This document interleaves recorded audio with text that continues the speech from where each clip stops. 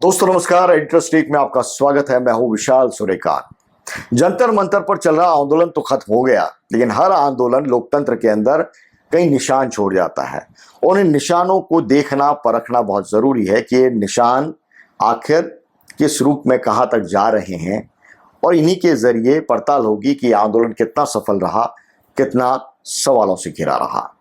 मेरा मानना है दोस्तों, कोई भी आंदोलन सिर्फ नारों से नहीं मापा जाता।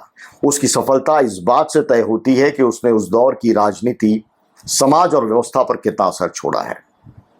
इस आंदोलन को लेकर दोस्तों कई तरह के मतभेद हो सकते हैं। मसलन कोई इसे युवाओं की जीत बता सकता है, कोई इसे सरकार की सोची समझी रणनीति बताएगा, कोई इसे सरकार की मजबूरी बताएगा, हार बताएगा, कोई विपक्ष के लिए अपार अवसर बताएगा, तो कोई इसे लोकतंत्र की असल ताकत बताएगा। लेकिन पूरे घटनाक्रम को अलग अलग तरीके से सोचने की जरूरत है। अगर ठीक से सोचेंगे तो इस आंदोलन के अलग अलग पक्ष से जुड़े कई अलग अलग आउटकम्स हैं। आज एडिटर्स टॉक में आज इसी पर बात करेंगे दोस्तों। कॉकरोच जनता पार्टी एक मजाक में एक पोस्ट से शुरू हुआ, एक व्यंग से शुरू हुआ, एक कटाक्ष से शुरू हुआ आंदोलन, एक मुहिम इस देश के अंदर राष्ट्रीय चर्चा का विषय बन गया। तो यकीनन जो सीजेपी के संस्थापक सदस्य हैं, जो टीम है, उसके लिए तो एक बड़ी उपलब्धि है। कुछ समय पहले तक जिन्हें बहुत कम लोग जानते थे, आज वो राष्ट्रीय चर्चा का विषय बन चुके हैं। सरकार के साथ संवाद कर रहे हैं, वो संवाद जो मूल विपक्ष है अब तक नहीं कर पाया। सीजेपी ने लाखों युवाओं को एक साथ एक मंच पर खड़ा किया और उसने साबित किया कि अगर युवाओं का मुद्दा हो तो सीमित संसाधनों के बावजूद राष्ट्रीय विचार विमर्श खड़ा किया जा सकता है। एक मंच है, वो साझा किया जा सकता है। पेपर लीक, परीक्षा प्रणाली, भर्ती परीक्षा और रोजगार जैसे मुद्दे इस पूरी मुहिम के बाद में राष्ट्रीय एजेंडे पर आ गए, इसमें कोई शक नहीं है। बड़े आउटकम की बात करें तो केंद्रीय शिक्षा मंत्री धर्मेंद्र प्रधान का इस्तीफा, नकल और पेपर लीक को लेकर बड़े कानून की बात एक बड़ी राजनीतिक उपलब्धियों में गिना जाएगा। और ये इतनी बड़ी उपलब्धि है कि विपक्ष है वो दशकों तक इस तरह के मुद्दों के लिए संघर्ष करती रही, लेकिन उससे कामयाबी नहीं मिली। लेकिन दोस्तों यहां से एक नया सवाल खड़ा होता है। आंदोलन खड़ा करना फिर भी आसान होता है, उसे संगठन, विचार और एक स्थायी राजनीतिक विकल्प में बदलना बहुत कठिन होता है। सीजेपी के लिए सबसे बड़ी अगली चुनौती यही होगी, उसे बताना होगा कि वो चुनावी राजनीति के अंदर आ रही है, वो लोकतंत्र को कैसे सशक्त करेगी। उनके नेताओं को बताना पड़ेगा कि केवल एक मुद्दा भर नहीं था या ऐसा मुद्दा नहीं था जिसमें स्वाभाविक रूप से जनता जुड़ी, उनके पीछे जनता जुड़ी, ये उन्हें बताना पड़ेगा। इस आंदोलन का सबसे बड़ा जो दूसरा हासिल है वो जेन जी को मिला है दोस्तों। जिस पीढ़ी को अक्सर मोबाइल, मीम्स और रील की दुनिया तक सीमित माना जाता था, उसी पीढ़ी ने आज ये दिखाया कि जरूरत पड़ने पर वो लोकतांत्रिक तरीके से रियल में सड़क पर भी उतर सकती है। पेपर लीक, परीक्षा व्यवस्था, रोजगार और पारदर्शिता जैसे मुद्दे राष्ट्रीय बहस के केंद्र में आए हैं, तो उसकी वजह यही जेन जी है दोस्तों। सरकार को संवाद करना पड़ा तो उसके पीछे भी यही जेन जी है दोस्तों। अभिभावकों को भी अपनी राजनीतिक और सामाजिक जो अपना विचार था उसको छोड़कर अपने बच्चों के साथ खड़ा होना पड़ा, उसके पीछे जेन जी है दोस्तों। कई नए छात्र और युवा चेहरे राष्ट्रीय राजनीति पर उभरेंगे, उसके पीछे भी जेन जी है दोस्तों। लेकिन हर आंदोलन अपने साथ एक सीख भी छोड़ जाता है। इस आंदोलन में हमने देखा कि क्रूरता हुई, बर्बरता हुई। दिल्ली पुलिस ने जिस रूप में बर्ताव किया वो गैर वाजिब था। लेकिन जैसे जैसे आंदोलन बढ़ा, उस आंदोलन में जेन जी की तरफ से भाषा का स्तर गिरा। व्यक्तिगत टिप्पणियां, आपत्तिजनक नारे, आपत्तिजनक एक्ट, उसने इस आंदोलन की मूल मांगों से भटकने का खतरा तो पैदा कर दिया था। इससे तो आप इनकार नहीं कर सकते। लोकतांत्रिक आंदोलनों की सबसे बड़ी ताकत होती है उनकी नैतिकता, उनकी विश्वसनीयता। क्योंकि मुद्दा ऐसा था तो ऐसे में तमाम बातें स्वीकार कर ली गई, लेकिन आम दिनों में जिस तरह का एक्ट और जिस तरह की भाषा बोली गई वो कतई इस समाज के अंदर स्वीकार नहीं की जा सकती। क्योंकि जेन जी से जैन अल्फा सीखेगा, जैन अल्फा से उसके आगे आने वाली पीढ़ी सीखेगी। तो हम इस देश में आंदोलन को भी किस रूप में ढालना चाहते हैं, वो आंदोलन की क्या शक्ल तैयार करना चाहते हैं इस डेमोक्रेसी के अंदर, ये भी हमको तय करना पड़ेगा। और यहां पर कॉकरोच जनता पार्टी की पूरी मुहिम है वो कहीं न कहीं उसको डंट लगा कि उसकी भाषा की गुणवत्ता और उसमें क्रिएटिविटी का फुट तो था, लेकिन जिस तरह के एक्ट हुए, जिस तरह की अभद्रता हुई, जिस तरह के बयान हुए, वो अनकंट्रोल्ड सा था। अगर ये चीजें संभाल दी जाती तो वाकई जेन जी के इस पूरे मुहिम को दिल से सैल्यूट मिलता, अभी भी मिला है, लेकिन फिर भी कुछ तो सवाल खड़े होंगे। सरकार के लिए क्या दोस्तों? सरकार के लिए तो बहुत बड़ी दिक्कत भी है, सरकार के लिए एक रणनीतिक अवसर भी है। दोनों पहलू पर बात करेंगे। 2029 में जो चुनाव होंगे उसका क्या असर होगा, इस पूरी मुहिम का ही कहना तो जल्दबाजी होगी, लेकिन सरकार के लिए आने वाले दिन चुनौतीपूर्ण होंगे, इससे तो कोई इनकार नहीं कर सकता। एक बात और भी स्पष्ट हुई दोस्तों कि सरकार जो मैसेज देना चाहती है उसकी जगह अगर जनता अपना खुद नैरेटिव गढ़ने लगे तो ट्रेडिशनल जो कम्युनिकेशन के सिस्टम है, जो प्लानिंग है, वो भी कमजोर पड़ जाती है। जो मोदी सरकार डिजिटल और सोशल मीडिया का इस्तेमाल करके सत्ता और संगठन को मजबूत करती आई है, उसी के सामने इस पूरे सिस्टम ने एक नई चुनौती दी, क्योंकि 15 साल के अंदर एक नई पीढ़ी सामने आ गई। उस नई पीढ़ी को एड्रेस करने के लिए पार्टी और संगठन, सत्ता और संगठन दोनों ने कोई रणनीति नहीं तैयार की, और ये जो गैप था उसमें कॉकरोच जनता पार्टी जैसी मुहिम है वो शुरू हो गई। दोस्तों, बात करेंगे कि सरकार को हासिल क्या हुआ है। सरकार ने जो कुछ खोया है वो तो सबके सामने है। विश्वसनीयता, साख का सवाल हो गया।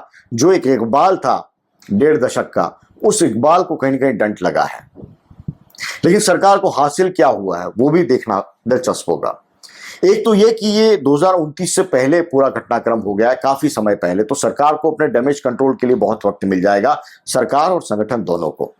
दूसरा ये कि भारतीय जनता पार्टी ने, सत्ता और संगठन ने अपना विपक्ष भी चुना है, और ये परिस्थितियों ने मौका दे दिया कि वो कांग्रेस, समाजवादी पार्टी और अन्य जो मुख्य धारा की पार्टियां हैं राजनीतिक विपक्ष की, वो अचानक नेपथ्य से बाहर हो गई और कॉकरोच जनता पार्टी के रूप में एक नया विपक्ष सामने आ गया, जिससे सरकार ने डील कर ली, सरकार ने समझौता कर लिया, सरकार ने वो बात कर ली जो विपक्ष है वो 1.5 दशक के अंदर नहीं करवा पाया।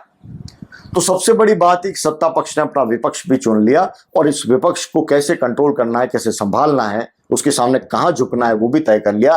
लेकिन जो मूल विपक्ष है, जो चुनावी राजनीति में चुनौती देता है, वो शक्तिहीन कर दिया। हालांकि कॉकरोच जनता पार्टी को कांग्रेस ने, समाजवादी पार्टी ने, तमाम लोगों ने, चंद्रशेखर आजाद ने, तमाम लोगों ने अपना अपना समर्थन दिया, अपने अपने तरीकों से मुहिम चलाई, आंदोलन किए, लेकिन क्रेडिट किसको मिलता लोकतंत्र के अंदर वो देखना दिलचस्प है। सरकार किससे साथ समझौता करती है? कॉकरोच जनता पार्टी के नेताओं के साथ में समझौता हुआ, इतिहास में तो यही दर्ज होगा। तो सरकार के पास में मौका रहा कि विपक्ष की जो धार कुंद थी वो भले ही थोड़ी तेज हो, लेकिन उसको वार करने का मौका सरकार ने नहीं दिया। ये सरकार के लिए बहुत बड़ा हासिल है। दोस्तों, बात करते हैं विपक्ष को क्या मिला, खासतौर से कांग्रेस को क्या मिला। कांग्रेस को मुद्दा तो मिला लेकिन नेतृत्व नहीं मिला। अगर इस आंदोलन ने सरकार को सबसे ज्यादा घेरा तो उसका सबसे बड़ा राजनीतिक अवसर खासकर कांग्रेस के सामने था। कांग्रेस ने संसद से लेकर सड़क तक पेपर लीक, परीक्षा व्यवस्था, बेरोजगारी और युवाओं के मुद्दे पर सरकार को जमकर घेरा, इस पर कोई शक नहीं है।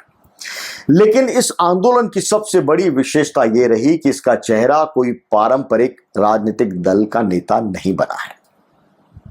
आंदोलन का नेतृत्व छात्रों के हाथ में रहा और कॉकरोच जनता पार्टी के हाथ में रहा। इस पूरी मुहिम में दिलचस्प बात यह कि पूरा विपक्ष है वो समर्थक के रूप में दिखा, नेतृत्व करता हुआ नहीं दिखा। यानी कांग्रेस को दो मुद्दा तो मिला, लेकिन आंदोलन का स्वामित्व, आंदोलन का क्रेडिट उसे नहीं मिला। इस आंदोलन ने विपक्ष को भी एक तरह से स्पष्ट संदेश दे दिया कि आज का युवा किसी भी दल का स्थायी वोट बैंक बनकर नहीं रहना चाहता।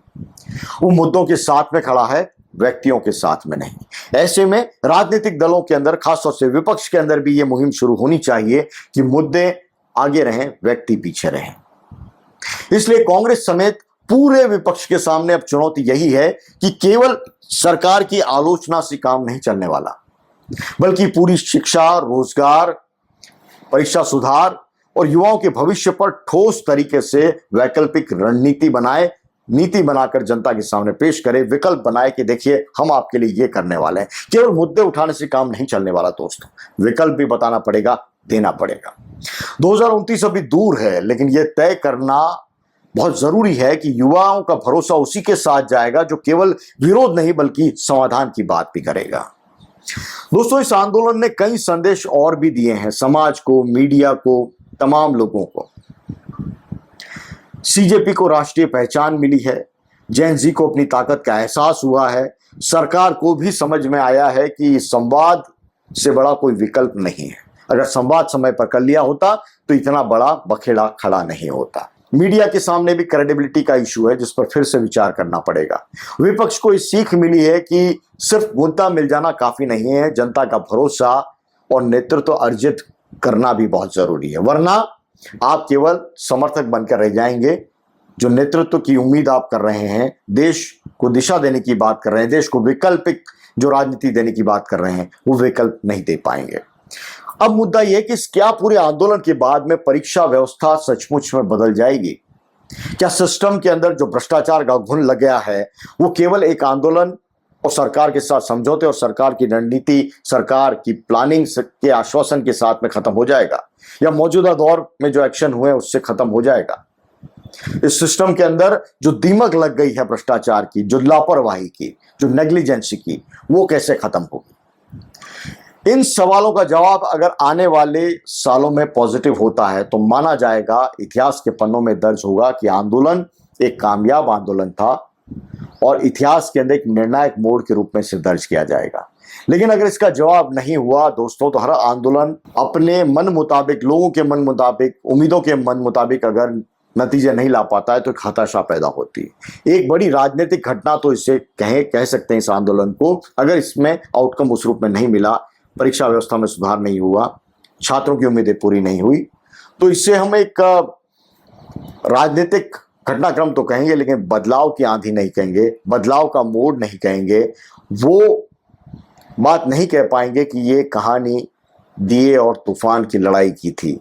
दोस्तों, आंदोलन तो खत्म हो गया, लेकिन सबसे बड़ा सवाल अभी बाकी है। सबसे बड़ा सवाल ये कि इस आंदोलन के बाद में क्या परीक्षा व्यवस्था सचमुच बदल जाएगी? क्या पेपर लीक रुक जाएंगे? क्या भर्ती परीक्षाएं पारदर्शी होने लगेंगी? क्या युवाओं को बेहतर अवसर मिलेंगे? अगर इन सवालों का जवाब आने वाले वर्षों में हां होता है तो यह आंदोलन इतिहास के एक निर्णायक मोड़ के रूप में दर्ज होगा। दोस्तों, अगर जवाब नहीं हुआ तो ये आंदोलन एक बड़ी राजनीतिक घटना तो कहलाएगा, लेकिन अधूरे बदलाव के प्रतीक के रूप में जाना भी जाएगा। तो ये चिंता सभी के मन में होनी चाहिए। दोस्तों, युवा क्रांति का प्रतीक है, अगर वो सड़क पर उतरा है तो फिर बदलाव आना चाहिए। केवल इस दौर की व्यवस्था में नहीं, केवल प्रधान के इस्तीफे में नहीं, केवल इस लिहाज से नहीं कि मोदी सरकार को झुकना पड़ा। इस आंदोलन की कामयाबी को उस रूप में भी देखा जाएगा कि इस पूरे आंदोलन के बाद में सिस्टम में कितना सुधार हुआ, कितना बदलाव हुआ, व्यवस्था परिवर्तन कितनी हुई, और सबके केंद्र में क्या भारत का युवा आया है या नहीं।